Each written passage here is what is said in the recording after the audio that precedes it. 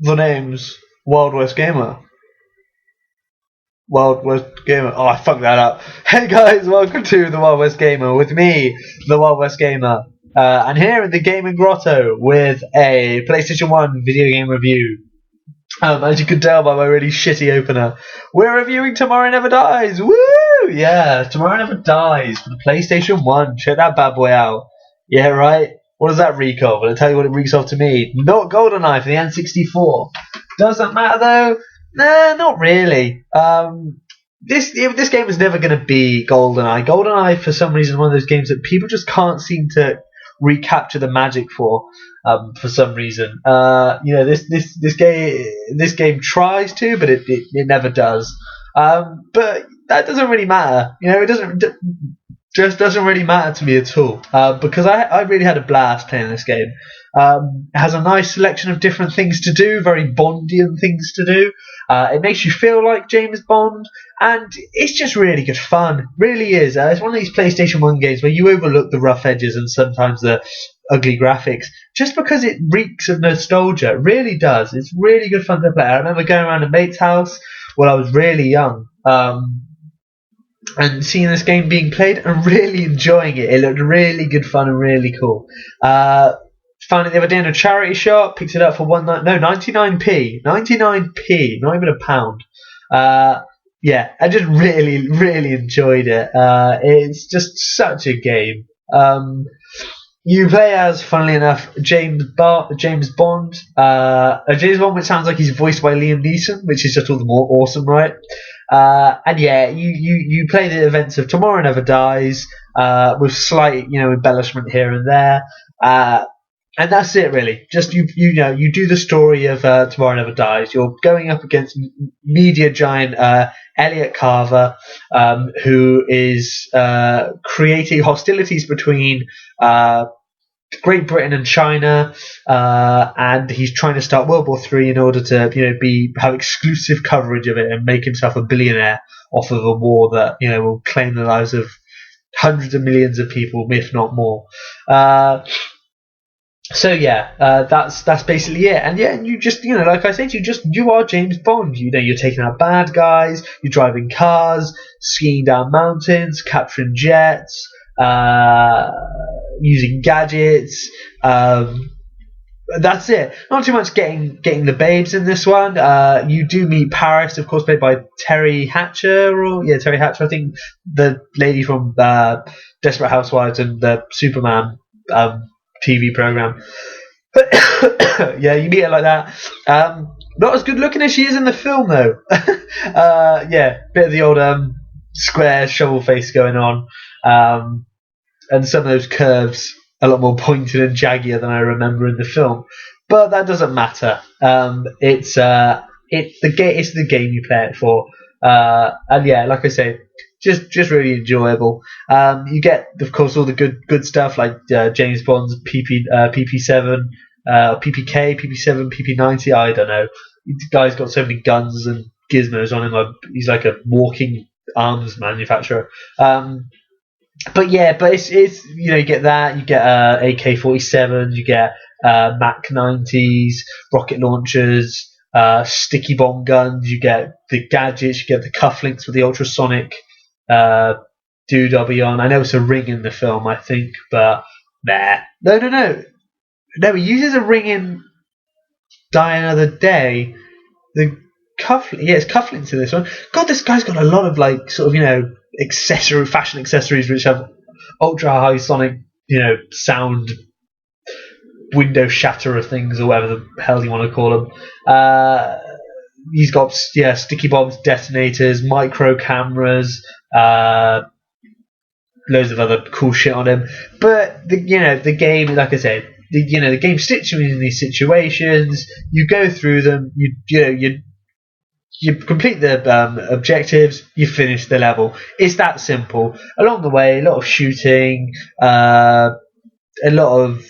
Well, actually, that's just it. It's just shooting. It's just going through levels, shooting bad guys. Utilising your gadgets to perhaps take photos of stuff, take photos of weapons, electronic hackers to get into secret areas to capture intel, skiing down the mountain, you do ski down a mountain to escape bad guys, which is cool because you're swiping your sticks either way. You drive the car, with BMW with a load of like the guns, the rockets, loads of stuff on it like that. That's cool. So there's little bits like that to break up just the sometimes the monotony of gunplay. There's not really that much monotony because the guns all seem really good fun to use. The AK-7 sounds more like a mounted machine gun, but that's fair enough. The silenced pistol, of course, has that really nice sort of really nice silenced sound on it, which is just really cool. We all love that sort of sound. And of course, explosives are always good fun to use. Really overpowered. Don't get too close.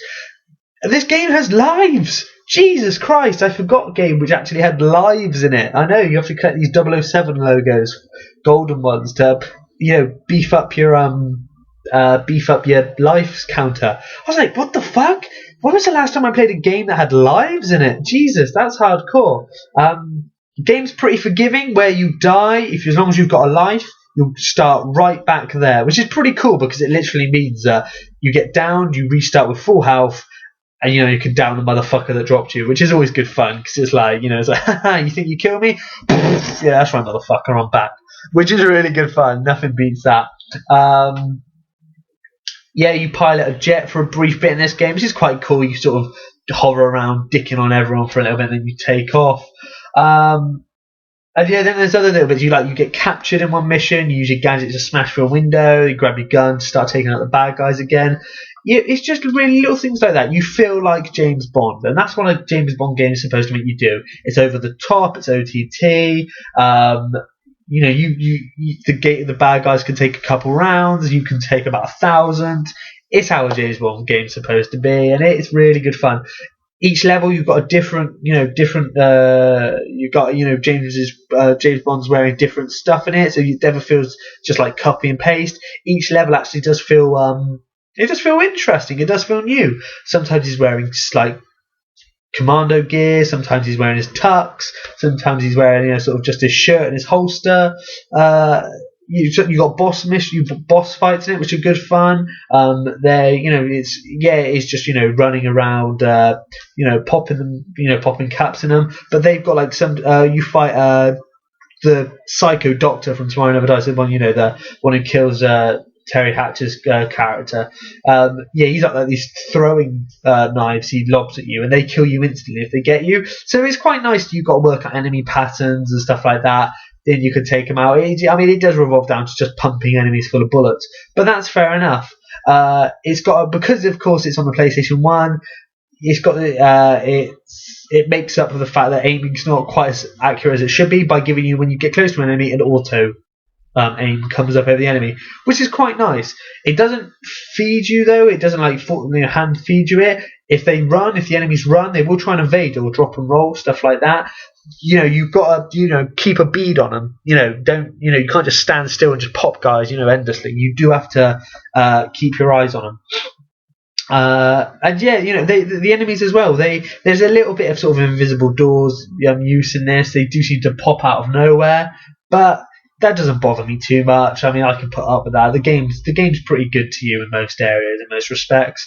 Blowing up crates to find supplies, light armor, heavy armor, ammo. You do use medipacks in this. Remember to use medipacks. A number of times I've just been, blasting away thinking, oh, I picked up a medipack, it's fine. When you just pick them up, you don't actually use them, which is quite nice. It means you've got to manage your resources in it. That's quite nice. Sort of a little bit of very tiny micromanagement is always welcome. And apart from that, I could say it's just Tomorrow Never Dies. You do get to play as Michelle Yeoh. I don't remember her character's name in the film, but you do get to play for her in the level, which is again cool. So you don't just play as James Bond, you play as someone else as well. And yeah, it's just a really good fun game, just really cheesy. You get this kick-ass, like when the game first starts, you get this kick-ass sort of like gameplay / film, like sort of video, which is awesome. And that's another thing to say. The game does also utilize at the end of each mission, it will show you footage from the game, which is again really cool. It doesn't try to do some of the stuff in actual game engine use the game engine for some videos. It'll actually use stuff from the film, which is really cool because you appreciated that. With games like this, it was a kind of a bit of publicity for the film, which is cool. You actually do get to see James Bond in it. You see Pierce Brosnan as 007.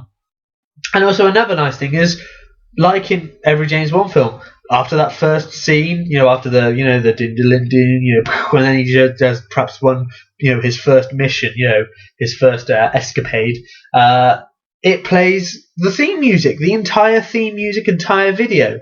So you get, by Sheryl Crow, the entire Tomorrow Never Dies song after, you steal the Russian jet from the arms bazaar, which is really cool. It's, that really brings you into the moment. That really makes you go, yeah, I'm not just playing a James Bond game. I am James Bond. It's like I'm actually, it's like the film. I actually sat back, got so into it. I was actually really weirded out when the game started up again. I thought I was watching the film. So, stuff like that's really appreciated. Rough edges, yeah, you're going to want to turn, if you've got, if you're using an original PlayStation 1 controller, no analog sticks, well, you're screwed really. You've got to play it like that. And perhaps you're adapted it like that, so that's fine. But for the rest of us, turn this bad boy to analog immediately. Wow, man, I keep forgetting to do that. Playing games with the D-pad nowadays is hard work, man. I mean, it is unforgiving. Games like Resident Evil 2, perhaps I can I could get used to that. But other rest of the games, I've got to turn that bad boy. I turn that bad boy onto the analog sticks. I can't be dealing with it.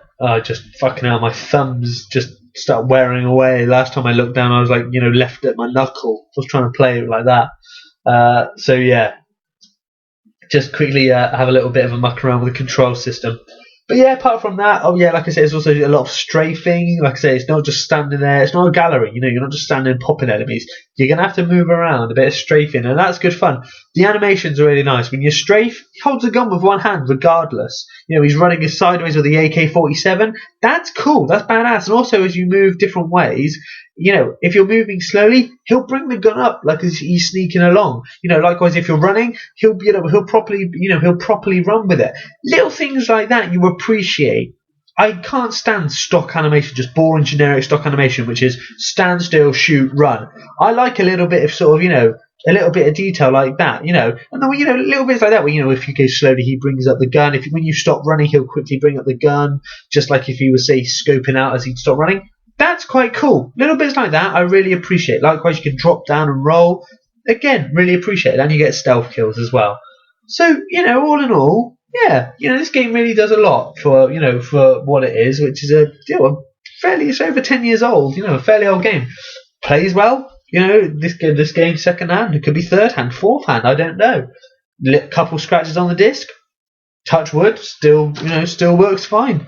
So yeah, all in all, I really recommend this game. You'll enjoy it. I mean, a lot of PlayStation 1 games, in all fairness, are awesome, and I would seriously recommend get down to your charity shops, go through them with a a toothpick and a comb, because you will find some seriously beautiful deals. Charity shop I'm going to at the moment, I've got Resident Evil 2. I got this. There's Tony Hawk's Pro Skater 1 there, Duke Nukem. And there's something else there as well. I'm going to go down there and try and get all of them. Just one by one. Just pick them up. I think there's even one of the Tekkens there.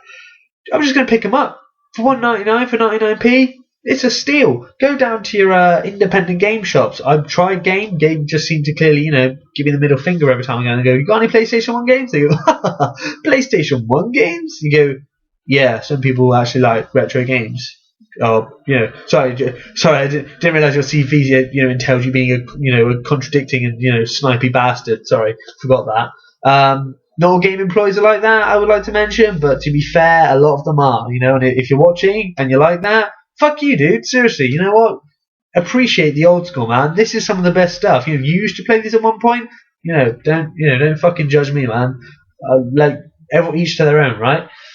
So yeah, you can try, sort of your mainstream game shops, but try your independent ones. Seriously, another big thing for this channel: support your independent game shops. God knows those shops are started by really passionate individuals, gamers like yourselves who love games. Support them, really, really support them. I've got a store near me in the town near me, Pink Planet.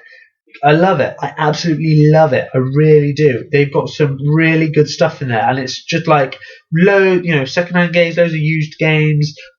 But it's great because I can go to the counter and I can say to dude, have you got like a copy of Final Fantasy 7? He's like, nah, man, I wish we didn't. I'm like, right, yeah, how rare is that thing? He's like, yeah. Then we have like this 30, 45-minute long conversation about games and, and all the stuff we did that. You can't do that in mainstream stores, man. I've tried it. I've gone down to like a HMV. I've gone in and said, hey, dude, have you got this? And you get this blank look, and I go, yeah. They go, oh, let me check the system. You go, okay, and then they like come at you and go, was it Call of Duty you wanted? No, it's fucking Far Cry. How hard is it? Jesus Christ, did you play games? No, I don't really like games. It's like, the fuck are you working here for, dude? Seriously. Jesus Christ. So, yeah, really support your independent stores. They know what they're talking about. They know what's right. They know what you're looking for, seriously. And they can, and they're really good guys as well. Or girls. There's,